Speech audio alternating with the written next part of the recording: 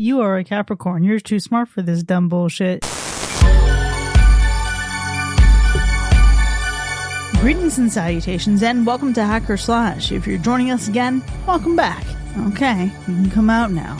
If this is your first time listening, welcome to the party. We are a horror movie review podcast dedicated to telling you whether a movie is a hack, a total joke, a waste of time, or a slash. Totally killer, pun intended. We believe horror is for everyone, and as such, we're rating these movies with a perspective we've gained from our varying walks of life and the flavors of fear we fancy most. My name is Chris. I'm your friendly neighborhood slasher enthusiast. This week, I'm joined by the Superfly Space Guy, Mac. You're never to deal with the deck of a stranger. The classic horror connoisseur, Sean. It's my first time being cursed. And the paranormal paramour, Binks. You dated someone who was into star signs and shit. This week we're going back to the theater to check out a film exploring what happens at the intersection of curiosity and chaos. This film opens on a quiet night among friends celebrating a birthday. But things take a turn when their lighthearted exploration of their rented home breaches a sacred boundary. What begins as an innocent gathering of horoscopes and card readings ultimately leads them to a desperate struggle for survival with the stars themselves. This week, we're talking about tarot. What were you all expecting going into this? We watched this trailer, I feel like fairly recently with the release of another movie. And I can't remember which movie that was, but it was something we all saw in theater. But even back then when I saw the trailer for this, I was like, oh, so basically this is Final Destination in tarot form. Yeah. That's 100% what I was expecting. We saw so much in the trailer. But if you watched it, you got a lot of the movie in there visually, I feel like. And so it was like, okay, we get a little 13 Ghosts, little Tooth Fairy action kind of thing going on here. That's super fair. I think just from the trailer alone, you're instantly going to think Final Destination. 100%, that's it. But I do think what we get out of the trailer, there's definitely some things that looked hopeful, right? Like, I think the ambiance looked really cool. I think it looked like a darker film. It looked like it could be a little bit spooky. And so, yeah, I get the whole Final Destination thing. I think that's exactly what it seemed like. I was worrying that it was going to be like too much like other movies, too much like what we've seen, and not really something with some substance. But there was that glimmer of just the ambiance and the set design and the lighting and all the spooky stuff that was happening from what we get in that trailer that I think allowed for some hopefulness going into this movie. It's interesting that you both talk about seeing and predicting the final destination of it all in the trailer, because I think the trailer was so bland, I didn't give it that much thought. Final Destination is definitely something that I considered while watching the movie, but when I remember looking at this trailer and seeing a couple key things, I thought, well, they're showing the best shit right here. Well, coming from someone who obviously, especially on this show, talks a lot about astrology, at least. On the tarot front, I maybe don't talk about that as much, but I'm very much into it. Regardless of that, I felt like the trailer didn't stick with me. I remember us seeing it, definitely at a new release, but I didn't remember much of it. I just knew, okay, well, this is going to be tarot. I didn't even know its connection to astrology until the film started. My biggest takeaway from what I could remember was it was giving like B-horror, silly. It's got a group of kids ensemble. So how much of it can you really take seriously? I thought at the very least it could be a good film for younger viewers, not maybe for us that consume horror on a constant basis. Giving very early 2000s, I went in feeling very defensive of tarot and feeling extremely hypercritical. Although I shouldn't have been, maybe, because how good of a film was this going to be, really? I was so curious to see what your thoughts would be on this the entire time I was watching this movie, but let me hit you with the top 3 things I felt. First feeling, forced. Forced chemistry, forced plot mechanics. It felt like we were learning how to dance and then clumsily stepping on each other's feet until we got to the tarot of it all. And there's a couple things in the beginning. It felt like I was supposed to glean a particular relationship between two characters who I just didn't really buy that kind of dynamic with. It felt fake. Literally, the first note I wrote down was fake. It then took me into the second feeling, which was just, this is entirely predictable. And I don't know why I was a little grated by that. I shouldn't have been, because this is a PG-13 horror film with young, very young college-age kids. And I think the trailer sets you up to show you exactly what this movie is. So once I got over myself and once I just surrendered to the experience, my third feeling was actually entertained. Because I had to just accept this movie for what it was going to be. And then I was all of a sudden on a better track and I was able to have fun with it. The jump scares that are in the movie, the comedy that's in the movie, it hit a little bit better because I let go of any pretense or expectation that I was carrying into the movie with me. Right. I felt like I was getting extremely nitpicky when this film doesn't want you to be, nor is it asking you to. It knows what it is. It's very set in its ways in terms of a PG-13 film, another book adaptation, by the way, if you didn't know, because I sure didn't until after the credits were rolling. What the fuck? So yeah, it's called Horoscope. Cool. So this is based on a short story or short film. There's a couple of them, but it's called Horoscope. It's a clever name.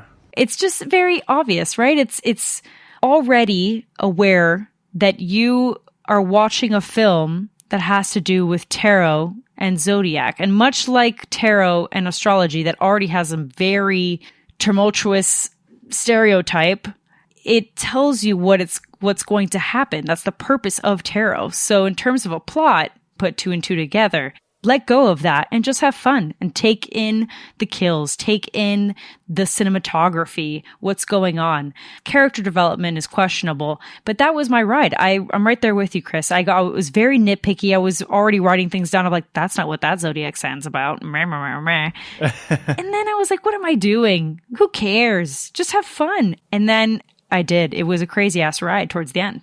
Okay, listen, I just gotta say real quick that the fucking second she described Capricorns as rule breakers, I was like, in whose universe? No, what? I follow so many rules. I love rules. I respect rules. That instantly had me up in arms. The moment that was said, up in arms, I looked to my best friend and I said, what in the hell did they just say?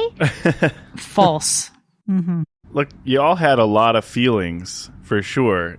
And I'm not saying nitpicky or anything. I'm not well versed in astrology, in tarot cards, so I'm not picking anything out from that aspect of the movie. But we're talking about feeling three different things. You're talking about going through this crazy ass journey of getting back to like enjoying the film and things like that. And that's great for you all. I can honestly tell you, I went from feeling interested to disinterested super fast. And I don't think it's because I wasn't buying into the tarot card readings or anything. It's just, you can enjoy a movie for what it is. I just think that you get to a point where you've just seen it, where you just feel like you've already seen this too many times, and so how many different ways can you shove this down my throat? So I think boredom is the only real feeling for me. Nothing was super interesting. Nothing really grabbed hold of me throughout this film. You know, I enjoyed some stuff that the movie did, but overall, nothing really stood out. Sean said it really reeks of indifference. Yeah, it felt like participation trophy. That's some strong words right there. Somebody mentioned movies from decades ago, and that's what I felt. I felt like we were back in the late 2000s, all the way up to like 2009 at the very most, right? It even reminds me of the reboots that were done in the 2000s. That's what the vibe I'm getting from this movie is, like that Friday the 13th reboot. There was another one that we watched. I don't know if it was Prom Night or something, but it just has this feeling of we don't have to explain too much of everything because you've already kind of seen this before. We just want to show it to you in a cool, stunning way. I actually participated in watching this and I was like, it's 90 minutes. I'm just going to pay attention. I'm just going to kind of see it through. So I don't think I was bored. Was there a lot that was easy to predict? Sure. Of course. Was there a lot of stuff that looked like other movies? Like a bazillion %. But I think my expectations of it were so low that I was expecting Final Destination. So I wasn't surprised by the experience. You say surprised by the experience, and I'd say the most surprising thing about this film is its cinematography and the major arcana coming to life. At the end of the day, yes, this is something that you've seen a lot. I completely agree in terms of early 2000s. That's hands down very reminiscent of that era. So when you remove that part, have we seen major arcana like tarot in that particular way? No. So I was captured by the cinematography, the makeup design, costume design, man, these tarot cards coming to life, even the tarot cards themselves, the way that they were drawn was very creepy, very cool. I wasn't expecting that part. I thought that this was going to be very poor, weird, quirky CGI / practical effects that didn't come off intimidating. And I found it to be very the opposite. Yeah. No, the cards looked great for sure. And they did look creepy. The creature design, all of that, very cool. There's some issues with the CGI, I think, definitely. But I think the idea and the creativity there was really cool. I was actually mostly surprised. I felt like it was an unusually long time that we went into the film before getting to the title card. Damn near like 20 minutes into the movie before we got this little intro segment that led to the title card.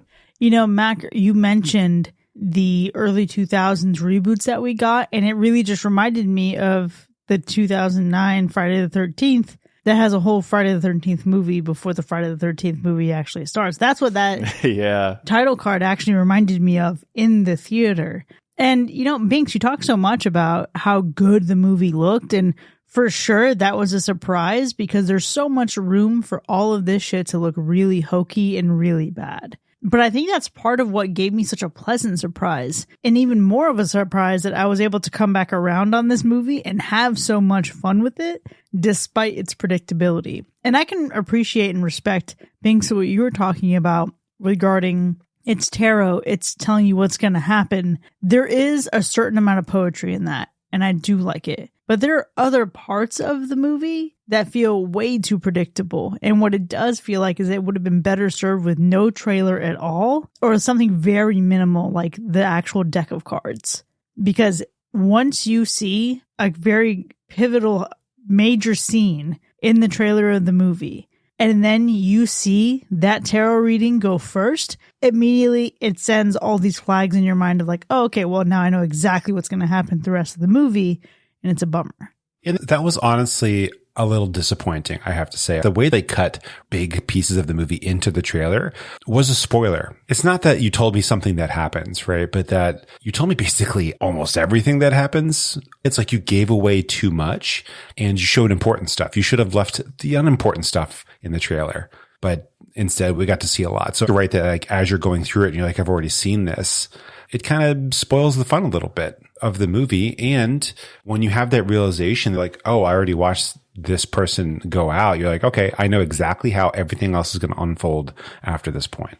Well, for sure, because it's a predictable film. And so when we get the trailer, lots of movies give us trailers with a lot of information and borderline too much information, but not every movie is super predictable. And so you may get those times where you watch a trailer and you get this little snippet of something and you're like, oh, I can already see how this fucking movie's going to go. And then you watch the movie and it goes a completely different way. And when you get that snippet from the trailer, you're like, that's not the context that I thought it was going to be in, right? But in this case, the movie's so predictable. You know, you're literally going, one, it's predictable.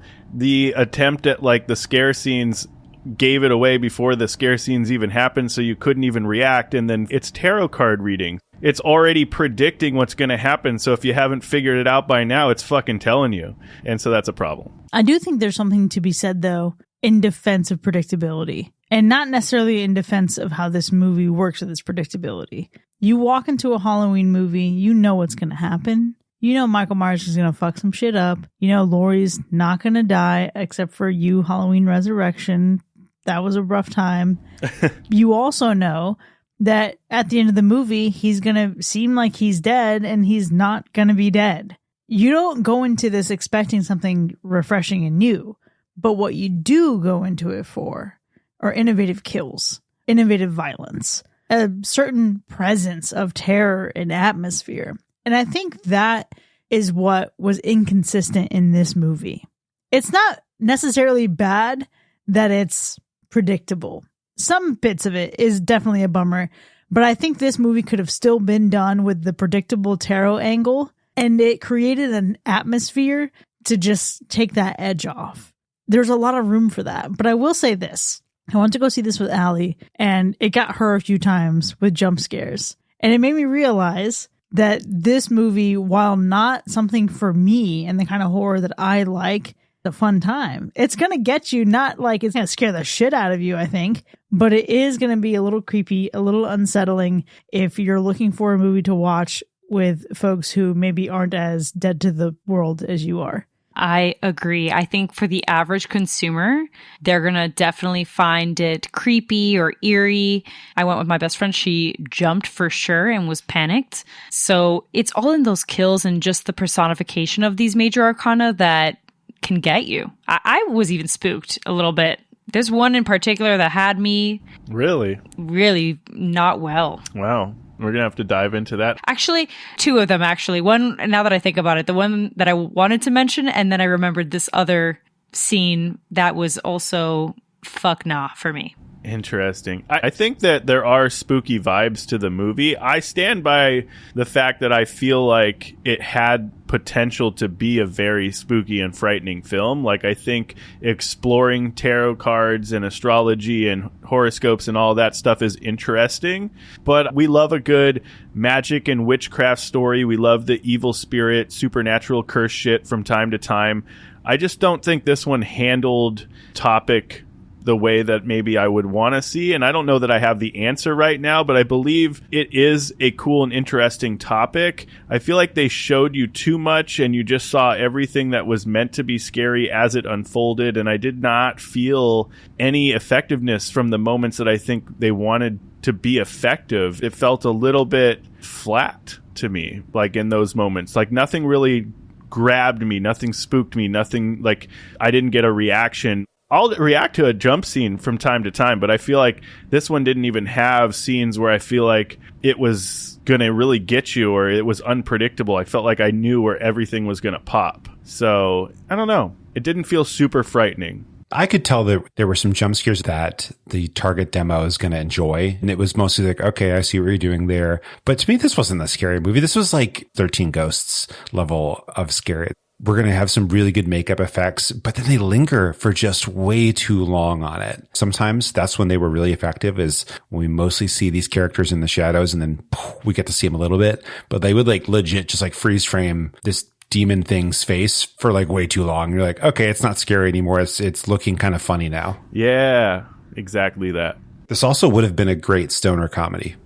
Just saying. I feel like had they pushed it 20% in the right direction, it would have been headed towards comedy. What about 420% in the right direction? That's the right way to do it. I want to agree, but I'm going to be that person and say they probably didn't want to lead in too much in that direction, because ultimately this is people's religion. This is something that people believe in, and spiritualism is very real. So if they had done that, I think it would have been extremely distasteful for that community. And this film, although I'm not a part of that community entirely, I do like tarot and I like reading about it and stuff. It's not my faith per se, but I do have my best friend as an example. Like, this is stuff that she believes in, that she practices and whatnot. So I feel like this film does a good job of making a little fun of it every now and then. My opening quote is an example and whatnot, but at the same time, respectful that this is something that people truly believe in. I don't think it sensationalizes it extremely.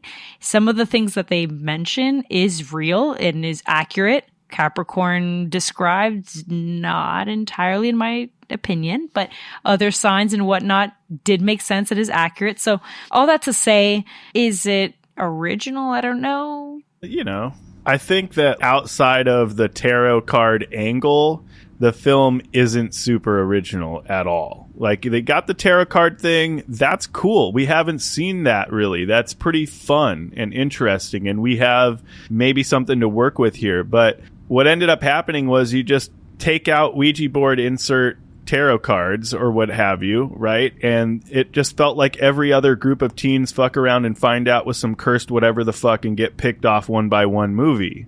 That's really what ended up happening. So I do think there was a lot of opportunity to really do something different with something that hasn't been used a whole lot, like that angle. We've seen Ouija boards all the time. We've seen cursed items all the time. We've seen all of this, right? But we have not seen tarot cards really that much, and I think that was a really cool thing they could have done, but it didn't come out very original because they stuck to a very specific formula. Yes, that I agree with. Exactly. The use of tarot cards is definitely original. The use of astrology and connecting tarot cards to astrology was very neat. You can tell that they did their homework for most of them. But again, I disagree on Capricorn, but I feel like that part is original. However, the execution is very copy and paste of early 2000s. I feel like it was giving when MTV and the N were doing their own movies and their TV shows. It was giving that era. Drag Me to Hell, Final Destination, all these things very reminiscent of that. It would have been cool to see something very unique. And you can still do that with children and teenagers. But I want to go take it back to the beginning, which is this is another book to film adaptation. So if anything, we're really critiquing the book than we are the film. And that's what's interesting. I didn't know that it was a book adaptation until the credits were rolling. And when you have that in mind, you're like, oh, yeah, here we go again in terms of the industry, copying another book. I think you guys have all said it well. It just seems incredibly familiar. That's not always a bad thing. You know, I think if you look at when this was released, we're looking at spring, right around the time that a lot of teenagers are going to be graduating or moving towards graduation, at least. This is a movie aimed at teens, really, is what it is. What do they respond to is, we're going to mess around. We're going to find out. And we could do that in a house that we rented during a thunderstorm. We could do that with a Ouija board, like you mentioned, Sean. Why does it deliver? Because, you know, that's how teens are. They're taking risks and they're learning. And so they respond well to it. However, great, you found a winning formula, and it's probably going to do well, I hope, for them, but it just makes the overall thing seem really kind of played out for us older folks who are not really into taking risks to find out. Yeah. I mean, listen, we've covered it well, right? This movie is an amalgamation of other classic horror films. And honestly, those films that we're thinking of were probably responded to the exact same way by people our age when our movies came out. This movie isn't for everybody, but I do appreciate the surface level differences, like you mentioned, Sean Binks, with aligning tarot and zodiac. This kind of shit is what I had in mind the first time I ever heard about the Zodiac Killer. Right. If only. I think that blurred line and that feeling of it belonging in so many other places, and it's almost like a Frankenstein of so many other horror movies, actually takes us right to the ending of the movie, because it felt like rinse repeat. It felt like a loose PG-13 attempt at recreating a very particular Jordan Peele film, and it wanted to give us that same feeling, but it didn't hit anywhere near as strongly. It was fine, and it was fun. You know, this is a movie where it ended, I turned to Allie, and we both had a smile on our face. We were having a good time. But it's one of those, like, in retrospect, it was just fine. It was bad. It was so predictable. Like, everything was so predictable. It was obvious. It was cheesy. Not saying I'm sitting here knowing what the answer is and what direction they should have gone. And I know it's tough to make these films, and I could never write a screenplay. So here's the thing, like, kudos to y'all for making the movie, but the ending wasn't super great. It didn't blow my mind. It was very, very, like you said, rinse and repeat, very predictable. And it just felt bland. I'm not mad at anything. I'm just indifferent. I can see that. I feel like the ending here is really interesting because it takes such like an emotional turn that it was kind of cheesy for me to have such the power of love kind of moment at the end of this film. And I'm not going to give away too much by saying that at all, but it's an interesting way to wrap up the story that we got and the violence that we got in kind of a puffy, poofy, fuzzy, kind of silly ending. Silly ending is strong. Yeah, that's the way to put it. I almost feel like they shifted the film deep into comedy, right? When it was supposed to be something else. They completely threw the film into another genre for good measure.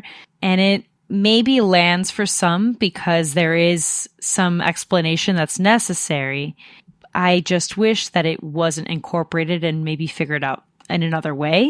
Because it's like, well, you had me at a good spot despite the cliche of it all. And then you shoved me into comedy and it's like, oh boy, that kind of soured the whole thing for me in particular. Maybe for others that it is their kind of comedy. They're cool with it and they just ride that wave. It was choppy towards the end. There's a couple characters that it doesn't make sense in terms of their decisions and the purposes of the things that they do. But now I want to reiterate, I do really love the cinematography of this film. And so there are some very beautiful shots in the ending though. So I didn't necessarily hate it because of all of this nonsense. I thought it was beautiful to watch, but plot-wise, it's like, well, this movie's predictable, so I suppose I expected nothing less. I have a hunch that our scores might be as predictable as the movie was, but let's go ahead and start making our way there before we actually rate this film. Sean, how would you describe the gore score?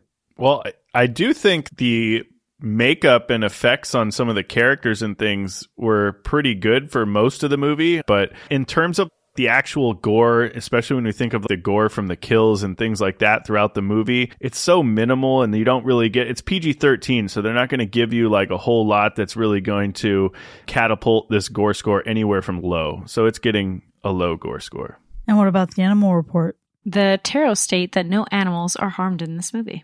Let's go ahead and get into our ratings then. Tarot from 2024. Was it a hack or a slash? Well, listen, I'm going to jump in here because mine is really short and sweet. I'm not going to sit here and talk a whole bunch about the movie. I think that this film uses a very tired and played plot, and it's even got more tired and more played characters. I feel like it's just stuff we have seen and seen and seen again, and there was just nothing really surprising there. There was just nothing that really separated itself from any other movie that fits this criteria. It squandered all opportunities to be truly scary or frightening, especially with the scenes that were truly meant to be scary, but they just fell flat and they were not effective at all. I think the film was extremely predictable, and I know that sometimes that's okay when we talk about Halloween, when we talk about Friday the 13th, we talk about some of these things that we know and we're going into what we're going to get, but those films I feel like are still fun to watch and you're still rooting for something. This film is nothing more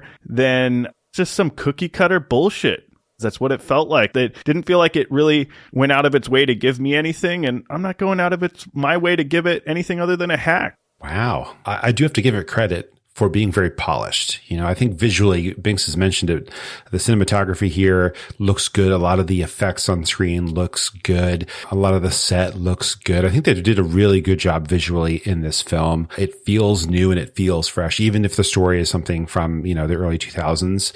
You got to give it some credit for looking good. Past that, though, it's pretty surface level there. This is a summer blockbuster hit being engineered for the masses, and there's nothing wrong with that. I love watching Fast and Furious movies. I haven't seen them go to space yet, but I'll give them credit for being junk food. It's candy, it's pizza, it's hamburgers, right? And so like every now and then you need something like that. It's maybe not necessarily the best food for you, but here and there it's okay.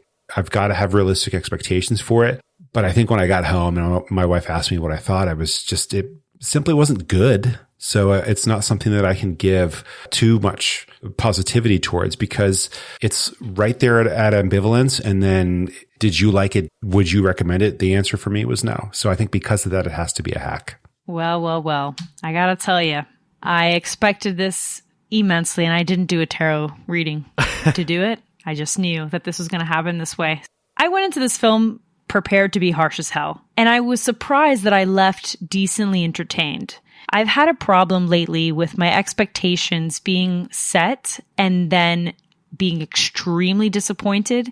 So perhaps this not being the case after so many episodes, it feels like, where I've just even set my bar pretty low and yet still disappointed, that this pleasantly surprised me.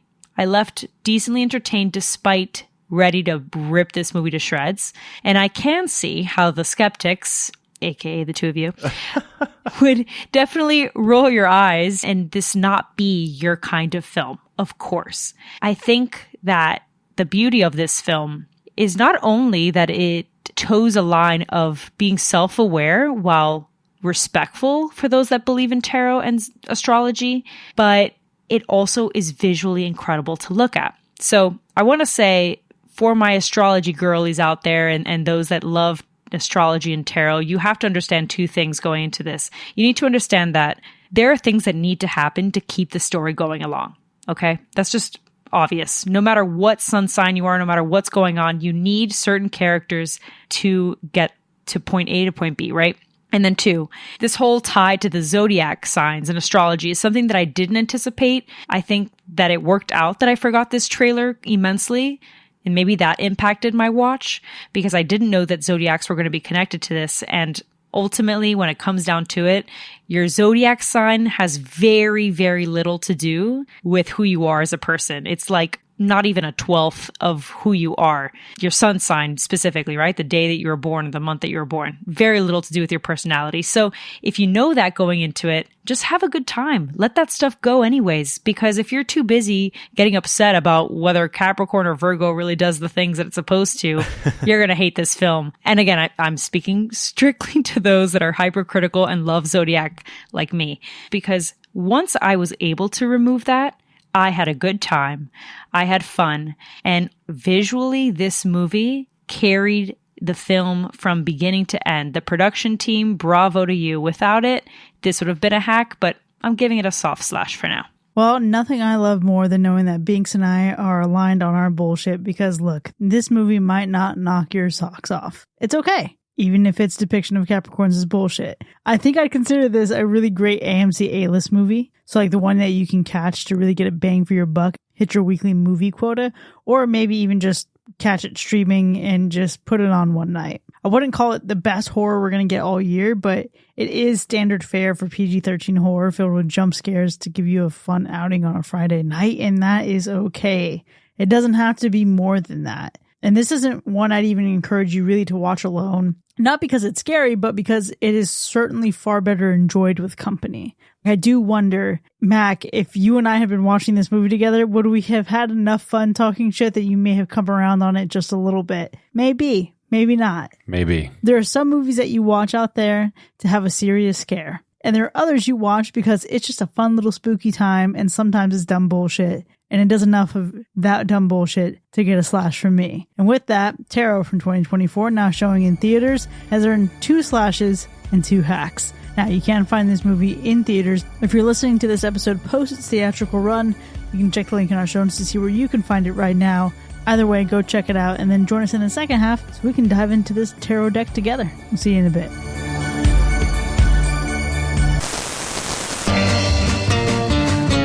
Do you crave the thrill of the unknown? Do you dare to dance with destiny? Then pick up the phone and dial 1-800-CURSE-ME for Madame Bianca's Mystical Tarot Hotline. The future is waiting, and it's dying to meet you. At Madame Bianca's, we don't use just any tarot cards. Our deck is imbued with ancient charms and a whisper of the forbidden. Each card is a portal, a peek into the mysteries of the beyond. Who needs ordinary when you have an extraordinary consequences? Wondering if love is in the stars? Or maybe when you'll land that dream job? With Madame Bianca's cursed cards, you'll find out what fate has in store. Just hopefully not the literal kind. Because at Madame Bianca's, our forecasts go beyond simple fortune. They're supernatural. Call within the next 15 minutes and we'll include an inclusive peek at our most enigmatic card, the Skull of Destiny, for free. But beware, it might just reveal more than you bargained for. Madame Bianca's Mystical Tarot Hotline, where your future is always in the cards, whether you like it or not. Call 1-800-CURSE-ME today. That's 1-800-CURSE-ME. Disclaimer, Madame Bianca's is not responsible for any destinies unwound, fates altered, or curses unleashed. Consult your psychic advisor before making any life-altering decisions.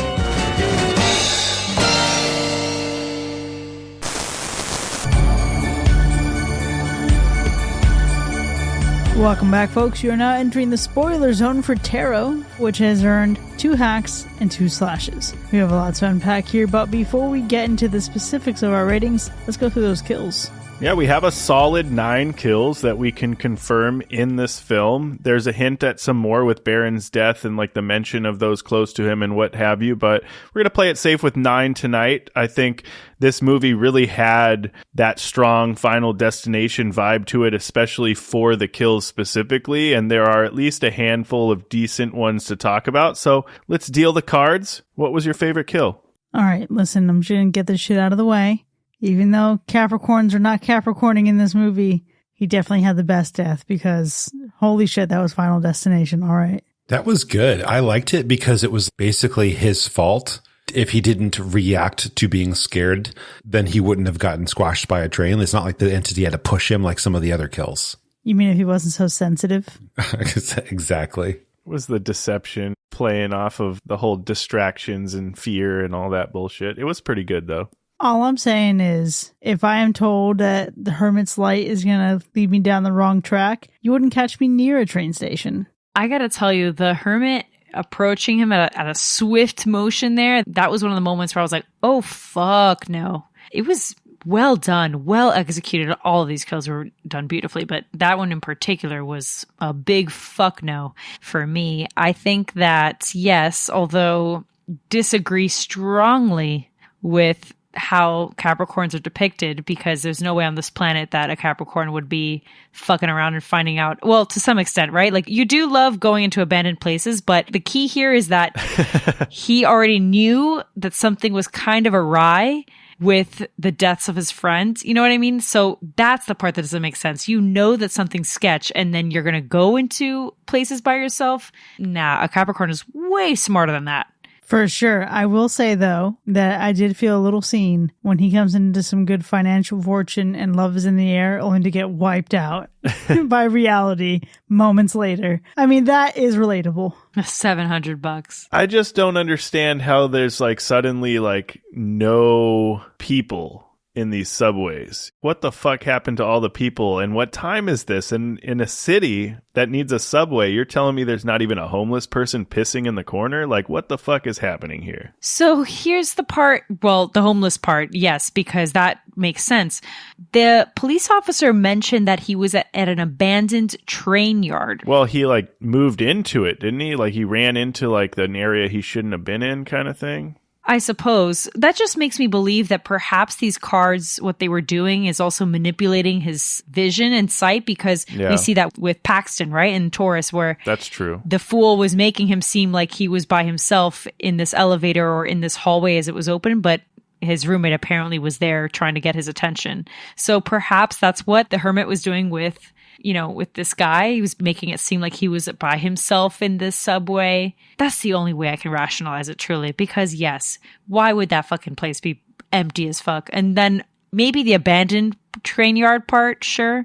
Yeah. But the rest of it, walking towards that direction, suspicious. Yeah, it was also reminding me of scary stories to tell in the dark. Yeah, for sure. With the red light, for sure. Oh yeah, that was a good one. Another good one, just to be biased, it's Paige's kill, Virgo. And that's not just because I'm a Virgo, but yes, it is. I loved her kill because I found it to be maybe one of the more sinister ones. Yeah, for sure. You just wanted it to happen already because it was agonizing, it was torture, and the actress really gave it her fucking all. You saw her snot. You saw like she was losing it. And that's the kind of stuff I want to see. It's so realistic. You would be losing your literal mind, snot everywhere, crying, your eyes swollen as hell from how much you're crying, if you knew you were about to die and potentially saw 2 bits. Yeah. Like, that's just what's going to happen to you. It gave me goosebumps. And more importantly, the reason it gave me goosebumps wasn't even all that. It reminded me of Insidious with the fact that they're all like watching, they're super pale, the vibe, the way that their eyes are very big. It was giving Insidious, and I wanted to melt into my chair and leave the theater. 100%. When I was watching that scene, I was like, oh, these bitches are just out here in the further. Yeah, yeah. They're in the further. I think that they did a lot inside with her, like inside of the box, right? I think I felt all of that emotion too, and I think it was really well done. I resonated with the feeling of like you're trapped in this tiny space and there's this fucking saw coming through anywhere. You don't know where it's coming through. It keeps like pushing through right by your face, and like that shit is just nerve-wracking, and I felt a little bit of that. I still wanted a little bit more, and I know it's PG-13, but I still wanted a little bit more, like maybe pan out to like the outside experience and the box being like you're almost sawed through, but then you give me some blood or something like that. Like, give me something just a tad bit more. But then that would have changed the rating, and we know it. They had to stay within the confines of PG-13, fam. They had to. Oh, man, it's so bullshit. Like, just more blood gets it to rated R. It's such bullshit. I know. But here's what I'll say.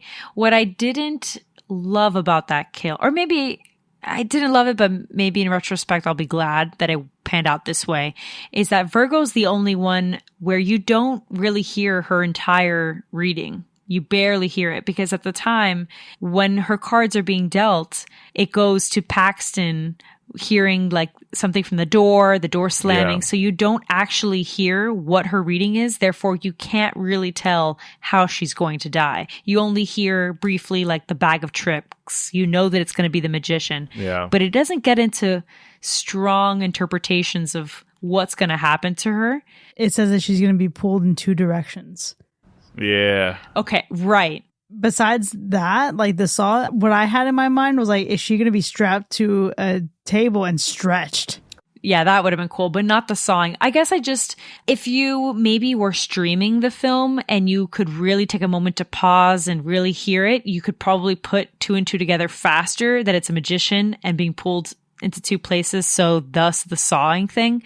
But for me, I didn't have enough time to compute that. So I barely heard her reading. Therefore, I barely could foresee what was going to happen to her. I mean, she was cut off while she was, hearing her tarot. Dang. Yeah. Nice. Those were actually both of my favorites as well. So I just want to take a moment to shout out one of the most ridiculous ones, and that is with Golem from Lord of the Rings playing the hangman here. Yep.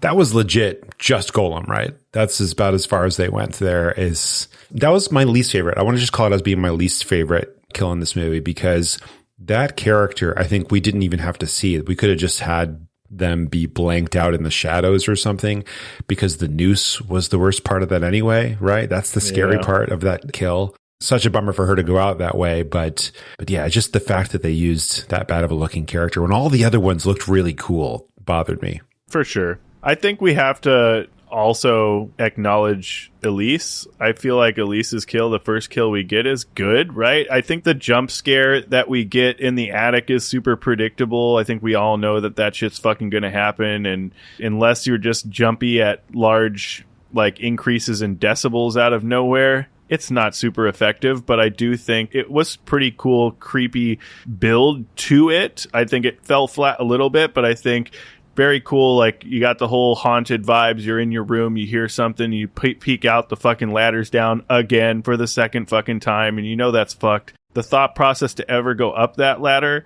I will never understand, but I know we need this thought process for a successful horror movie, because we need dumb people to do dumb shit, and Elise did that for us, and that's great. We love that. She goes up there, pretty spooky vibes, right? You got the little candle seance bullshit going on up there. That's kind of creepy. And I think that was the first time we get like the visual of the card coming to life, no? So like that was kind of cool. We might have spent a little bit too long on the visuals, maybe, for that. I think less is more a little bit, but I think it was a cool vibe, and just getting your head or whatever beaten in with that ladder, that's pretty hardcore. But yeah, I think that's a good kill. Yeah, we did spend a little bit too long on it. Yeah. What sucks is that for as good as that kill is, it completely lost its weight for me because I had seen it so many times in the trailer. Right. And that's such a bummer. It is a bummer. And it's also kind of like spoon feeding you, like you're almost dumb. Like, it's like, here's the card, and then here's the creature from the card right behind it in some predictable jump scare. And it's like, okay, that's super on the nose. We now understand that the cards are coming to life. Cool. Thank you very much. You also hear the echo of the horoscope read or whispered or whatever effect they used while it's about to go down. Yeah. In my mind now, anytime I do anything, I'm going to just hear Binks' voice. You are a Capricorn. You're too smart for this dumb bullshit. Oh, boy.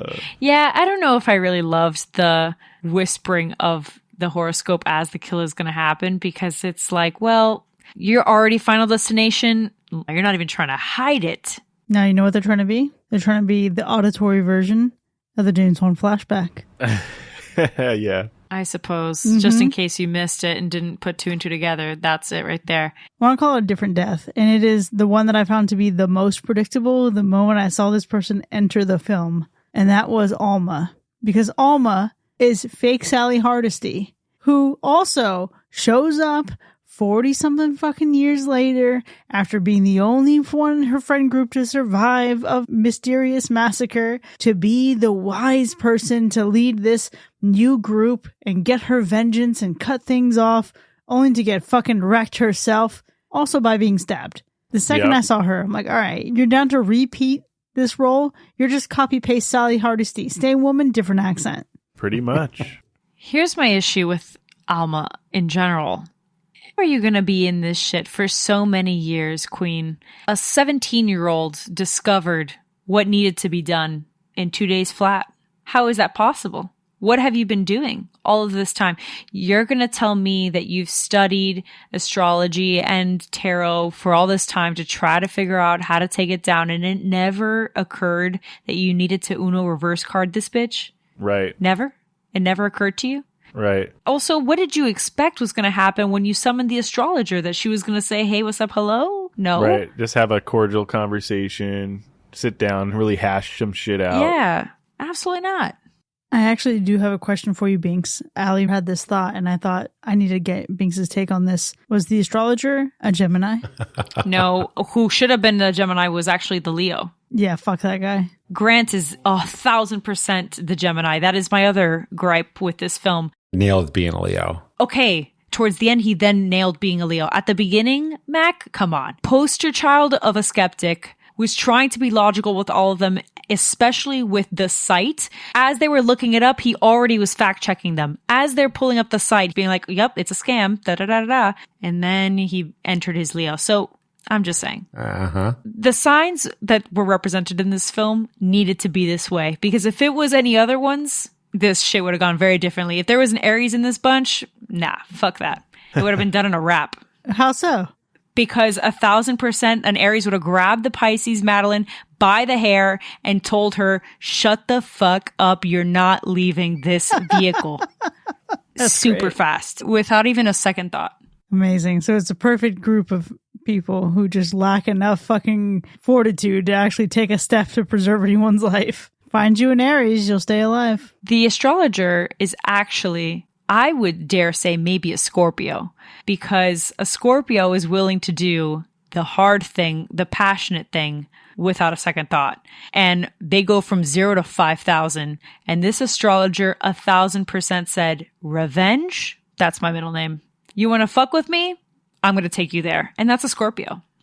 Fascinating. All that being said, speaking of the astrologer, when she is presented with the backstory of everything, that's when it really dawned on me how beautiful this film is. Like, it was starting to come at me in waves, right? It started with Elise's kill, actually. The blue lighting on her face when we're just staring at it. I was like, damn, okay. And then it was when we got that backstory. And I know that's already towards the end, but that was what solidified it for me. That was the moment that I was like, well, the production team as a whole carried this film. So what's my favorite thing? Is it the prop design? Is it the costume design? The cinematography? I think all three in combination killed it. Like, they made this movie, and that's what really propelled it to be a slash for me, because you never expect that kind of work. Yeah, for sure. Everything came together really nicely. I think for me, the set design really did step it up a bit more. The cinematography is great, but it's also, I think, not even like the best that we've seen. It's just really, really solid. But the set design, and I'm sorry, Elise's Libra symbol being laid out in candlelight, absolutely gorgeous. Yeah, the movie looks great from a visual standpoint. I agree. I think the set design was really well done. I think the ambiance that they were able to capture for this movie, some really great lighting choices. You know, you talked about the blue light on Elise's face. I think just the moments that we have, like the candle lit things. And I think overall, all of that visually is just really well done. I even think the soundtrack, to be honest, was actually really good for this film, which sometimes can be pretty hit or miss, or just unforgettable, or kind of lost in the sauce. It just kind of blends in and you don't really notice it, but it did stand out. And so I do agree. Visually, the movie looks great. Even the soundtrack was pretty good. Yeah, I gotta jump on board with that, Sean. The lighting in this film And the color grading is fantastic. There's so many shots here that have like a soft glow that when you see candles in one of the scenes, it's absolutely believable.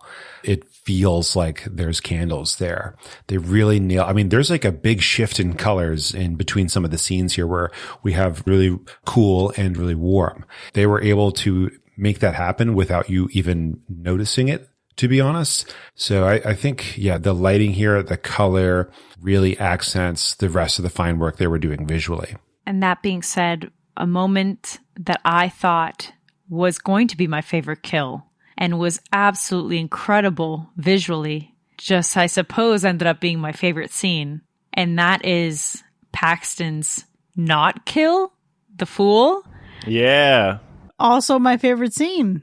Great job. Great choice. Something about the torture of it all, okay? About him toying with Paxton like it was a fun game, but from the perspective of the elevator scene, it was just incredible. That's what gave me like goosebumps for sure, because I just wanted it to end. I wanted the fool to finally just do something already. Please take him out. I can't take this anymore. When he kept going in front of his face and then changing his face and then backing up when it was upside down, it was gnarly. So freaking good. And I think it's unfortunate that it got ruined, though. It is my favorite scene, but somehow it got ruined because later on in the end, it turns out it wasn't a kill. And I'll give them the fact that I guess we didn't get the satisfaction of seeing it. Yeah. You know, I wanted to see it so that the torture would end and it just cuts. But I was assuming that he passed away or whatever, but I forgot about the horoscope. So maybe the James Wan part was helpful in that regard. Yeah, that was a moment where that scene has one of my favorite songs. And I know I talked about this with Spooky by Dusty Springfield recently, but Everybody Plays the Fool. That is the song that when I had my heart broken for the very first time, my mom played a CD of that song and it just got me through. And now it's on like all my breakup playlists. Fucking love that song. So to see it, A, appear in a horror movie, but B, have it appear so perfectly with the character for the fool, fucking incredible. Absolutely loved that. However, the second it cut away, I knew that boy wasn't dead. Everybody else, you get finality. You get the period at the end of the sentence. This motherfucker had an ellipsis. I mentioned earlier that his return is like the end of a Jordan Peele movie. This felt like the watered down version of Get Out, where the dreary hero gets down the road.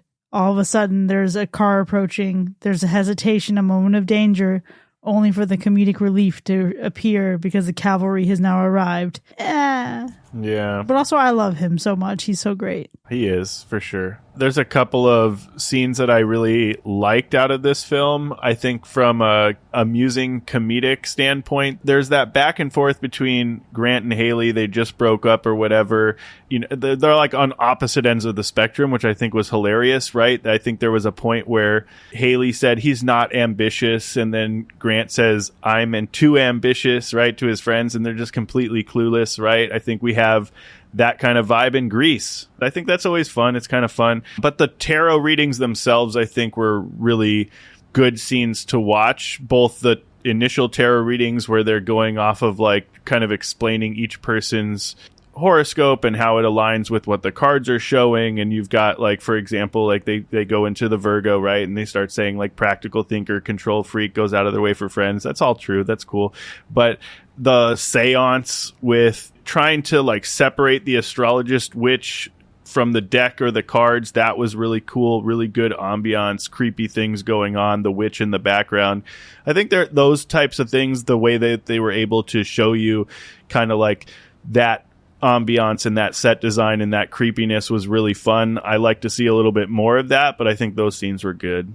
Gosh, I want to go all the way back to Elise's kill, because leading up to that, I feel like this movie really took its time with the scene ahead of it. I mean, it's the first one, so it's got to be big, but we had the sounds of like something going over the ceiling or in the walls or nearby. We have laughter, and the sound design here was really great, but they really like stretched it out and took their time to make you think something is around or nearby. Later on, we get that same kind of feeling with when we have the car and the different sensors around the edge of the car, but that was so fast paced. This one stretched it out. We have footsteps above, then we have laughter outside, and then we get the ladder scene, of course, which is great. But I think it was great here that we have a character on the phone talking to one of the other characters to try to distract you a little bit from all the obvious stuff. And then they just like smush it in your face, of course. But I think when we had that great sound design combined with the lighting in this scene, it was fantastic.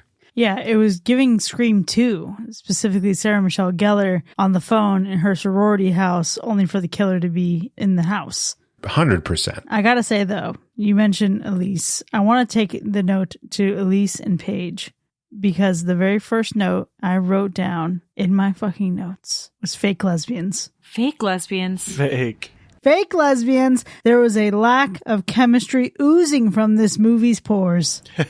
I gotta tell you, I initially looked at the two of them, and then I looked at my best friend Mary, who's a lesbian, and I was trying to gauge her reaction, and she was like, oh, yeah. I was like, okay. But then I kept watching, and I was like, I don't know, bro. They're giving fringe of like just besties, but are they fucking? And it's a little hard to tell. And I'm surprised, though, because, hello, why not just commit? Yeah, it was non-committal. It was the arm around her, because that's how you have to know that they're actually in a relationship, because they're not just besties hanging out. It's also the anything for wifey. The anything for wifey is so hetero-coded, because that's stuff that like straight people say, and I don't think I've ever heard either of you say wifey before. Never. You never will hear us say wifey. Damn. Disgusting. Between that fucked up couple, who honestly, maybe had they just committed a little bit more in the direction, maybe these actresses would have really turned out and it would have been a fantastic relationship. But also Haley and Grant, I just want none of the romance in here. I want fucking none of it.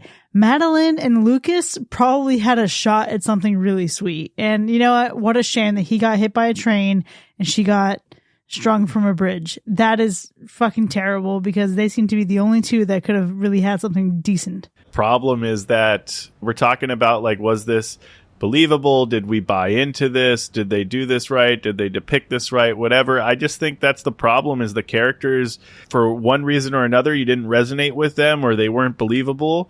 And so you didn't really have anybody that you really felt like, at least in my opinion, I didn't have anyone that I cared about. Like, I didn't care who lived and who didn't. I didn't care who was going to be the final whatever. It just was kind of, I don't know, like there was just something about the characters that I couldn't invest in any way. Like there was some comedy there. We got Paxton, great. We love that. But I also didn't care if he died in the next scene. You know what I mean? So interesting with the characters. Paxton was probably the one I actually cared about. Yeah.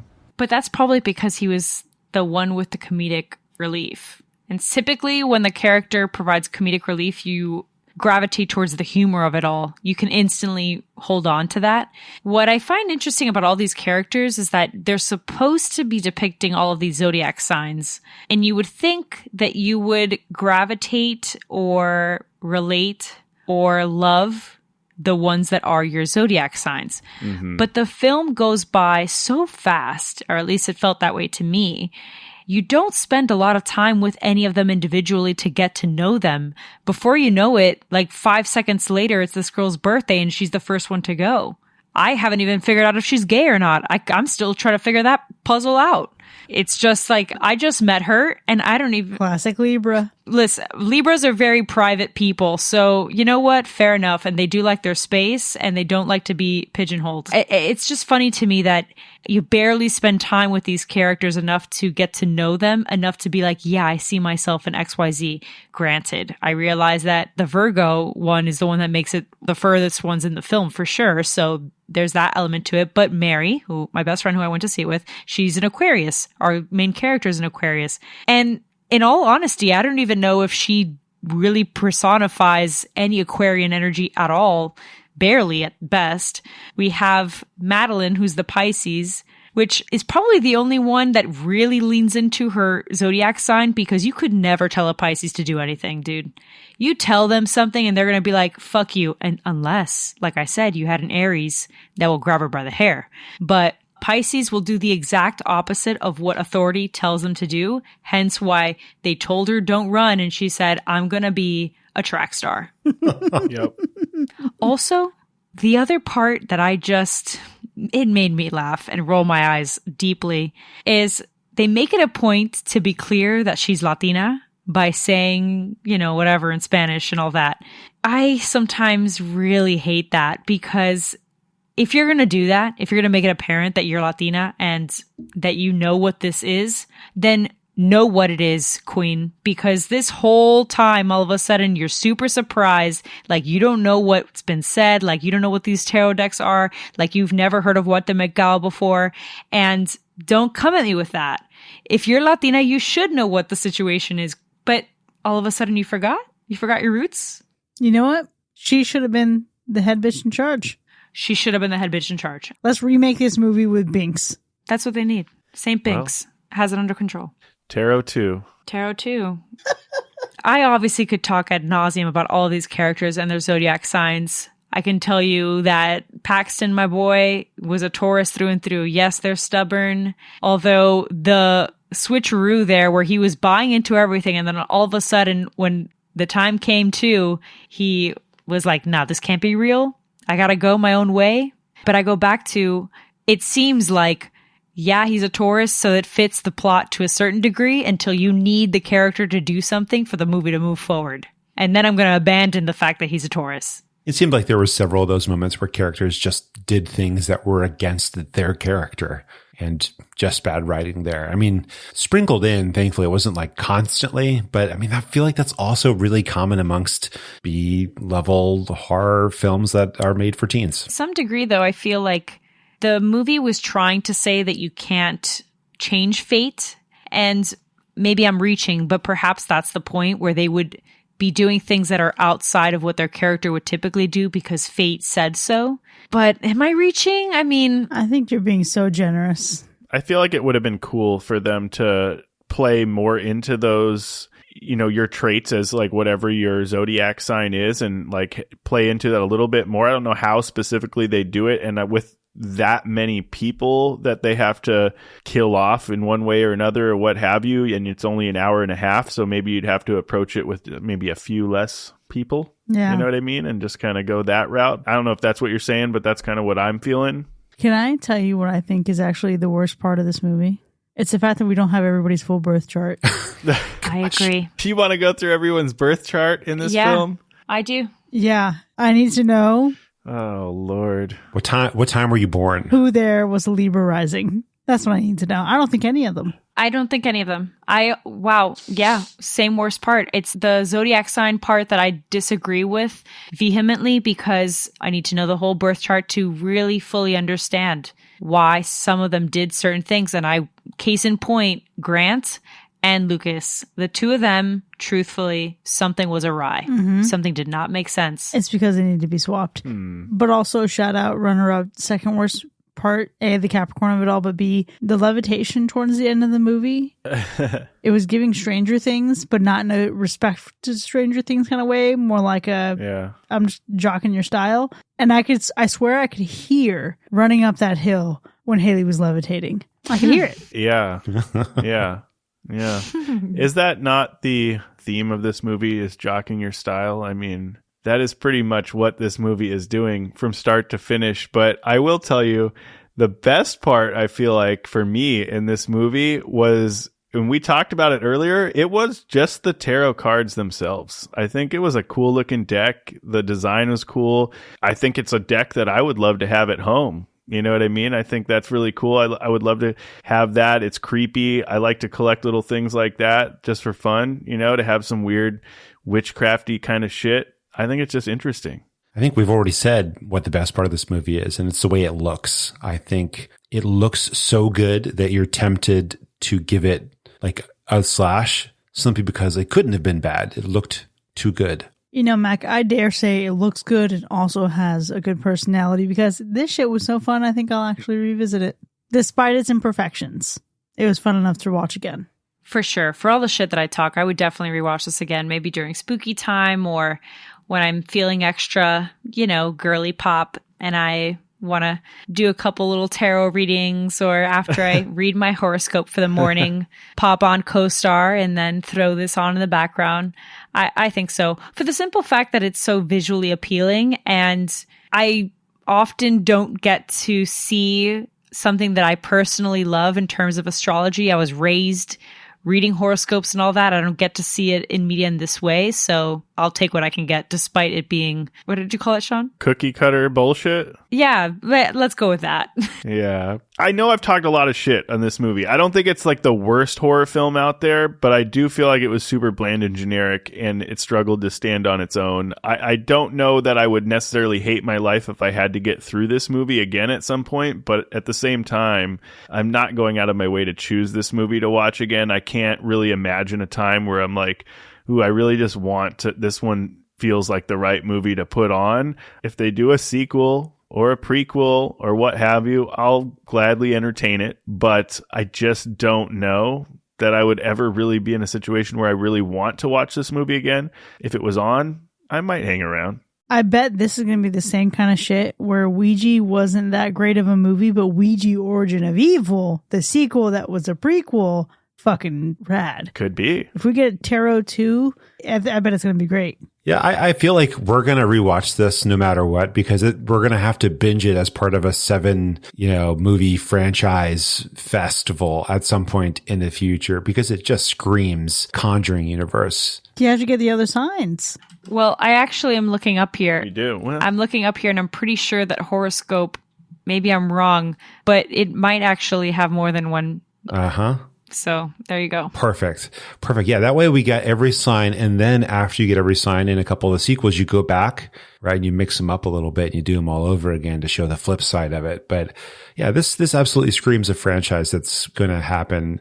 I mean, it even feels like it's part of some of those other movies. It's interesting to imagine that like this is the beginning of just another franchise. Well, time will tell if it is just the beginning, but for now, there you have it, folks. Tarot from 2024 has earned 2 hacks and 2 slashes. Now, we certainly had a robust discussion here, but it doesn't end here by any means. We want to know what you think. What major arcana would you be terrified to see in real life? Let us know. You can join in on the conversation by hanging out with us for free in our Discord. Click the link in our show notes to sign up. If you've enjoyed listening to this episode, consider becoming one of our patrons. Visit patreon.com/hacker/ to enjoy more of the show with early access, extended episodes, bonus content, and live shows. We'll see you next time, folks, and remember, you can't change fate. fuck fate.